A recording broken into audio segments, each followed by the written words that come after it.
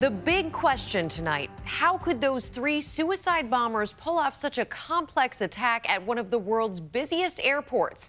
New images of the men believed to be behind the carnage and the panic they caused, plus the somber warning tonight for the holiday weekend ahead here.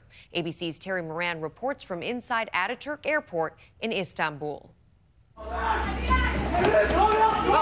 Tonight, new details emerging in the terror attack at the airport in Istanbul that left 42 dead and 238 injured. For the first time, we see the face of one of the suspected attackers, the man in the baseball cap, wearing a winter jacket on a summer day. Just before 10 p.m., officials say, he and two accomplices pulled up in a taxi to Istanbul's Ataturk Airport. The attackers got out of a taxi here at the front of the airport where the first layer of security is. They were spotted and scattered. One heading down that way, opening fire, detonating his explosive. Another making it into the terminal there. You can see the busted windows. The third going downstairs where people were waiting for rides and detonating there. Unleashing a combination of deadly fire inside the airport. That's when I saw him in the corner and I saw the bullets flying. Terminal surveillance camera captured this image, a man believed to be one of the gunmen, some people cowering in terror, others running for cover, and then an explosion. First, we hear the gunfire. After, we hear the screamings, and everybody started running. This airport security video appears to show the lower level of the international terminal as another one of the bombs goes off. People were shooting on one side, and we all ran the other way, and then the bombs went off. One of the attackers detonated his explosive right here, and this area is the arrivals hall, where people were waiting for their loved ones. In the confusion, acts of bravery. This video shows the seconds before an extraordinary takedown. As families flee, a gunman rounds the corner chasing them, but he's shot by a police officer and collapses, his gun sliding across the floor. The officer approaches, but then runs for cover as the terrorist writhes on the ground, fumbling to detonate his suicide vest. That Turkish police officer who took down one of the terrorists, as you could see in that security camera video, tonight he is in the hospital. He was actually shot during the takedown. He says he didn't feel any of the bullets hit him. That was quick, decisive action. You're dealing with people that don't care if they live or die. Some improvised to help the injured, using luggage carts as gurneys. People were very badly injured. Like, one guy had holes in his back from shrapnel, or from glass. Terror wasn't over. A third attacker was waiting, detonating his suicide vest near a line of taxis as some people ran towards what they thought was safety. You can see the force of the blast, bodies on the ground. People's natural inclination is to go outside.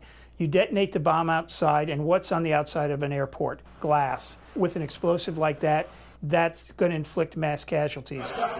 Hundreds of injured rushed to the hospital. The attack sending shockwaves throughout the world. In Canada, President Obama vowing to strengthen the fight against terrorists. They're going to be defeated in Syria. They're going to be defeated in Iraq. They are going to be on the run wherever they hide. No terrorist group has claimed responsibility for the attacks, but the Turkish Prime Minister and U.S. officials say it reeks of ISIS. The despicable attack at Istanbul's international airport yesterday certainly bears the hallmarks of ISIL's depravity. CIA Director John Brennan warning, as he has before, that the main goal of ISIS is to successfully attack in the United States. If anybody here believes that the U.S. homeland is hermetically sealed and that the Daesh or ISIL would not consider that, I think I would guard against that. In America, heightened and visible security at airports. No more Turkey. Passengers who left Turkey just before the attack, some learning in the air, watching TV, were shaken arriving here. I couldn't believe it because we were just there a few hours ago. I'm shaking, but I'm relieved. I started thanking God that I was in the air and that he was watching over me and that I was fine. At JFK Airport in New York this morning, one terminal was evacuated after an unattended bag was found. If travelers are on edge, they have reason. There have been nearly 60 attacks at airports in the past year. Most recently, the horrific attacks in Belgium 3 months ago, where 3 terrorists set off twin blasts at the airport in Brussels. The attacks killing 32 people and injuring hundreds. Stay down. stay down. You look at what occurred in Brussels at the airport, which was almost simultaneously across the board, and you look at this, it's much more methodical in the way they planned it. Experts say the airport in Turkey has tight security in the departures area of the international terminal. Passengers having to go through a security checkpoint before they enter the building with visible armed security officers. What I found interesting about the attack yesterday was the fact that it was in the arrival area, which is a little bit less secure and not as strict as the departure area, which makes me think that they did some kind of reconnaissance beforehand and understood that, or they had help from inside understanding some vulnerable areas of the airport. Security experts say the front of airports are soft targets for terrorists designed with passengers' ease and comfort in mind rather than safety. But they say there are ways to improve security. Highly visible armed officers in the front of the airport does act as a deterrent. Another security upgrade, reinforce the physical structure. Put more steel, more reinforced concrete in that front area of the airport.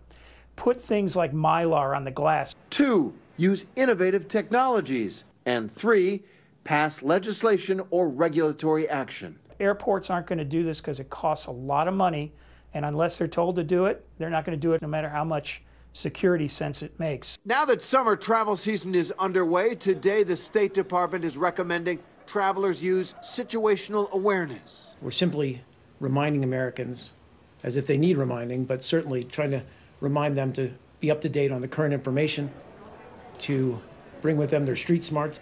In Istanbul, the airport is open tonight, but evidence of the horror remains. Workers wiping off traces of blood from the walls, vendors opening up shops by shattered glass, some of the other damage hidden by temporary walls. But with ISIS calling for attacks during Ramadan and a big American holiday coming up, one thing everyone agrees, the attack in Turkey won't be the last.